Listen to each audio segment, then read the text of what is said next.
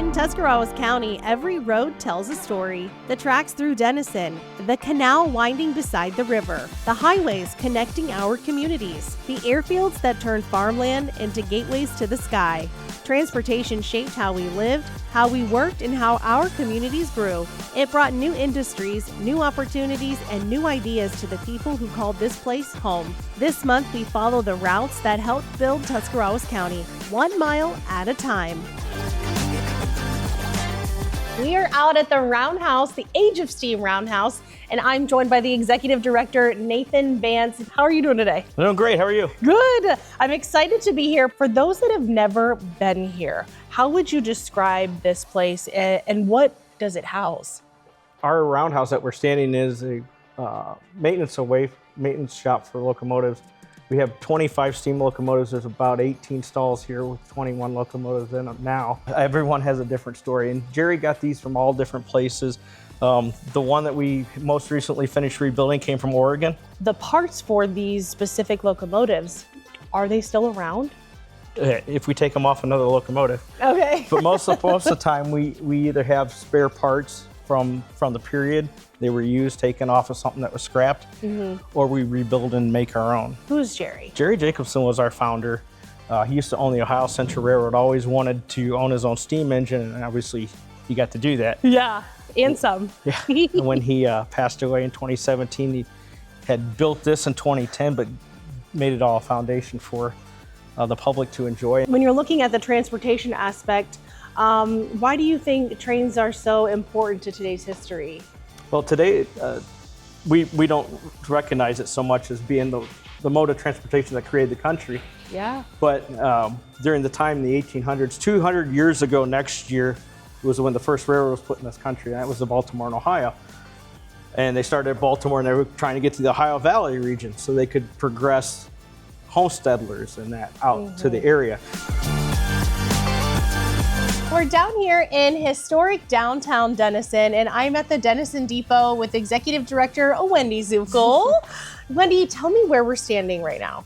Well, we're actually standing exactly halfway between Pittsburgh and Columbus. It's 100 miles from this point to both cities, specifically because a steam engine could only go 100 miles before it had to stop for coal and water. Who would have been on those locomotives at the time? Well, there would have been 22 passenger trains a day, of course, a lot of freight. This Dennison was really known not just as a passenger stop with our depot, but also a place where railroad cars from all over the country were repaired. So there was a massive yards working on cars as passenger trains were going through. And when you're thinking back to that time and how important this depot was, because I see these signs here, when it says serviced by, supervised by the Salvation Army, you guys did far more than just a stop for passengers here. We became very important during wartime, World War I and World War II. There was a Salvation Army here that started a canteen because there was a real military problem. If you have an average troop train, which could be 500 to 700 soldiers, how do you feed them? How do you keep their morale up? So little towns across the country did what they could do and provided free food. Dennison was one of the first and set an example, and they ended up serving 1.3 million in World War II, 1.5 million in both wars, and 13% of all armed personnel got the nickname Dreamsville USA. And so when you come here, we like to say that you're walking in the footsteps of American heroes. 3 sets. The soldiers that served on the battlefield, the canteen volunteers who served on the home front, and that's very important. Yeah. And of course, the railroaders who had the largest mobilization our country ever saw after Pearl Harbor. And keeping those trains and soldiers and equipment moving made them heroes too. So we like to say we're an example of America's home front, and all those heroes were here once upon a time. We are down here at ODOT in New Philadelphia, and I am with Lauren Burrell. She is the Public Information Officer.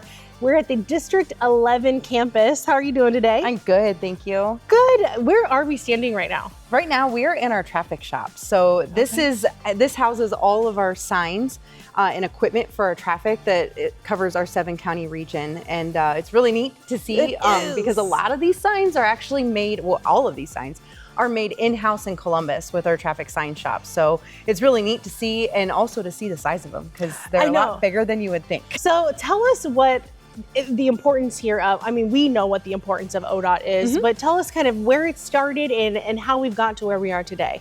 So the Ohio Department of Transportation has, been around for many, many years, dating back to the early 1900s. I think it was 1908 that it was established, and it was a division of highways. So here specifically for District 11, which is our 7-county region, we are responsible for Belmont, Carroll, Columbiana, Harrison, Holmes, Jefferson, and of course Tuscarawas.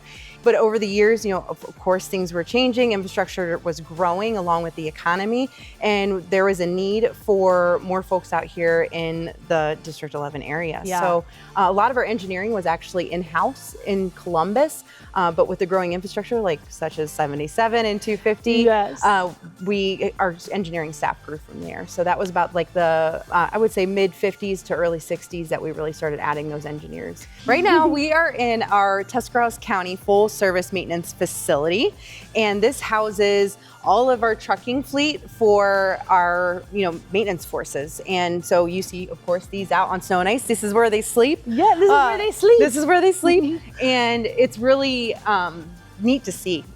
You see the plows kind of right here. So you just park the truck, drop the plow. Yes. Is that how that works? Yep. It's really interesting with transportation that, we get in our cars and we just drive. You don't think we about don't know anything different. How did this road get here? When did it get here? These bridges, how is it maintained? We've got, as you can see here, this fleet of trucks and these fantastic folks that are maintaining the roadways. We have our engineering staff that's in there designing these roadways, and it comes full circle. But thinking of it from a historical aspect to, going back into, the early 1900s, all the way back in the 1800s, and how this is all, come together and everything. It's really neat, and it's cool. fun to be a part of.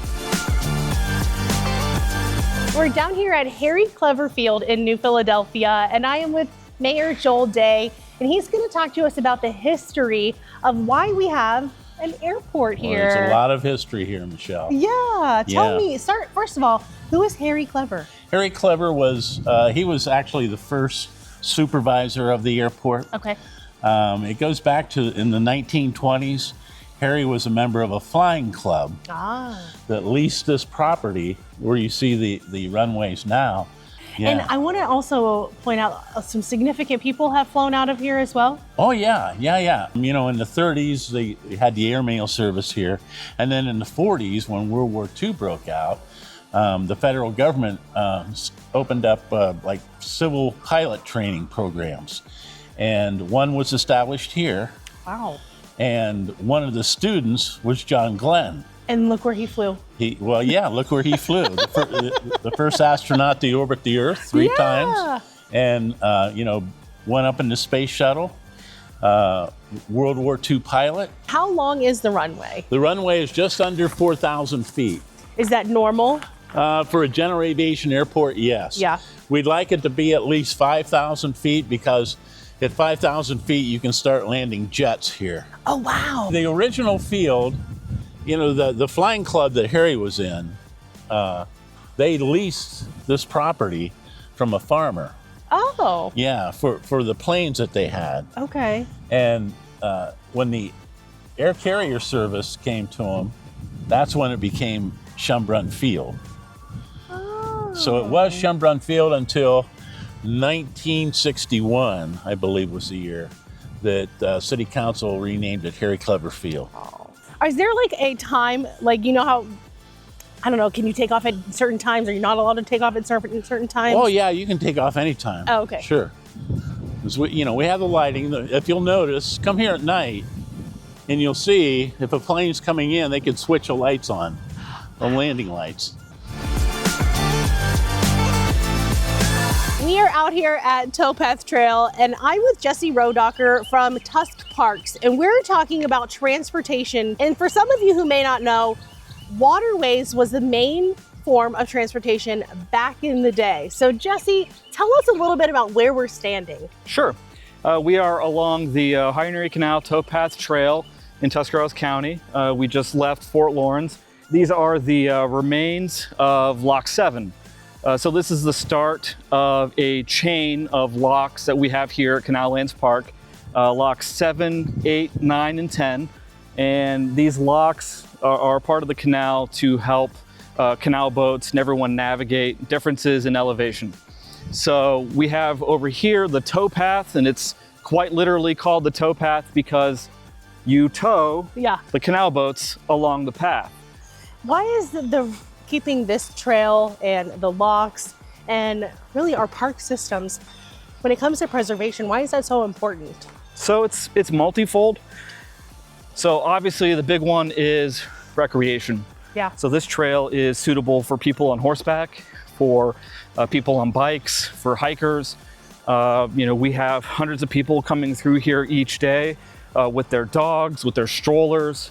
So it's important for recreation, for our health, for our mental health. Yeah. But it's also important. It's an important part of, our history here in Tuscarawas County. The development of Tuscarawas County has certainly been aided over the years by its transportation systems.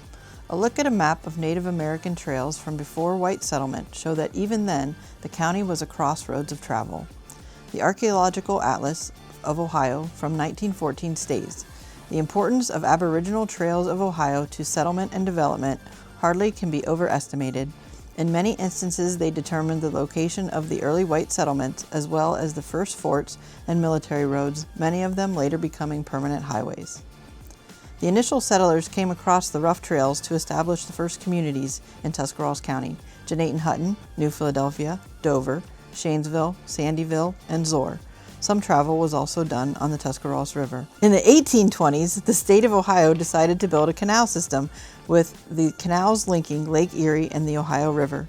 The counties touched by this canal turned to gold with increased population, increased tax value, and economic development.